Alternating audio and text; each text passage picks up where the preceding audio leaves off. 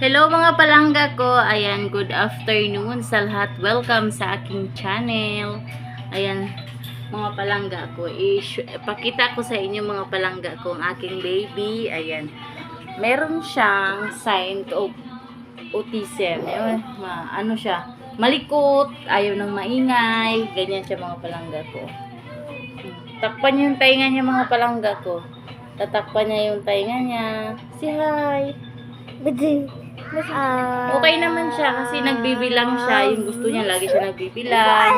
Tapos pag kinakausap ko siya, hindi siya nakikinig. Yung ganun ba? Ayan, malikot siya. Ganyan siya mga palangga.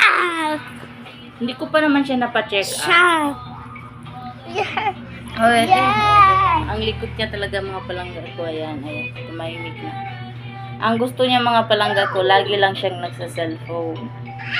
Gusto niya lagi naka-cellphone. Ayan. Pag kinakausap ko siya, wala siyang hindi katulad ng ibang bata pag kinakausap mo, siya, sasagot. Pero ito hindi. Pero pag magbibilang ka, 1, 2, 3, 4, 5, 6, makikinig yan. Pero pag hindi ka magbibilang, kausapin mo na sa pangalan niya, hindi. Hindi siya ganun.